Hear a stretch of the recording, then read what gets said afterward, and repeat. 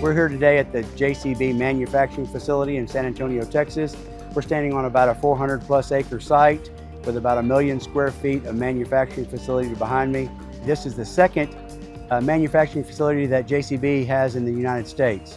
It's certainly shaping the manufacturing spaces in San Antonio in general, and it will provide over 1,500 jobs to the local area. So this manufacturing facility is put in production to where they can build this unit behind us right here. This is called a load-all, and they have 7 different sizes of this piece of equipment that they'll be manufacturing from this facility. This project started with a pre-construction effort in February of 2024. The construction started in March of 2025, and it's scheduled for completion in January, end of January 2027.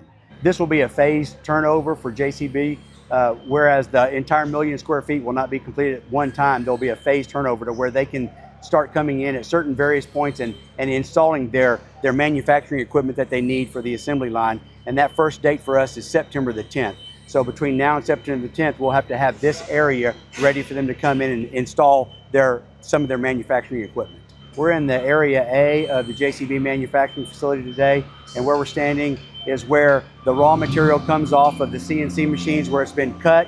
It comes through right here where they're going to have a shot blast pit where they bead blast the steel to get all the imperfections out. It'll continue down this aisle to where it gets into a washing booth, a drying booth, and then a paint booth. And then it turns the corner, comes back this way on a baking rack to where all the paint gets baked on, and then it'll return and go across over to building B into the assembly area. So we're in the assembly building, building B right now. Once all of the steel components are manufactured in building A, we will have a building C, the crane bridge, that will bring the steel components over to the assembly building here. So once the steel components are here, they will be assembled. What we call the assembly pit and trench, which is a giant conveyor system, because as the equipment grows, as it gets the tires and the engines, the weight of the machine, and then it exits fully assembled. So inherently in the state of Texas, especially in San Antonio, we are prone to the occasional thunderstorm that just pops up out of nowhere. And when that happens, we sometimes get water into the building. And when that happens, we make sure we get the water off the building as fast as possible. So you'll see behind me, we're sweeping this water to a pit that will eventually have a piece of equipment put over it. But when we get it to the pit, it allows us the ability to pump this water out to a storm drain system to where we don't get this water outside of our building, and that would affect our outside activity. Traffic patterns to and from the job site is very important to us.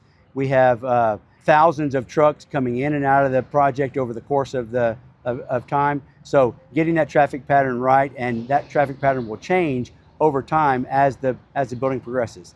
The staging areas will again change as the building progresses.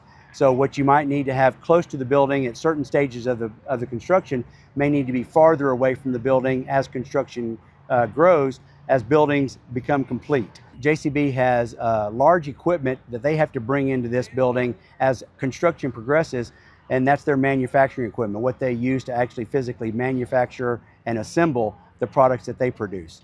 So that coordination effort between their vendors and our trade partners is paramount for us. Whenever you tackle a 400-acre site with about 1 million square feet of facility on it, you may think there's plenty of room, and a logistical planning may not be a big priority. However, in this case, on our project, the logistical plan is basically a living, breathing document that changes as the progression of construction changes. The design has already been done, so we have to go back sometimes and we have to make changes to what's in place to account for the equipment that they purchase after the fact. We're very proud to be a part of this facility, and we look forward to the future plans that they have for development on this same piece of property.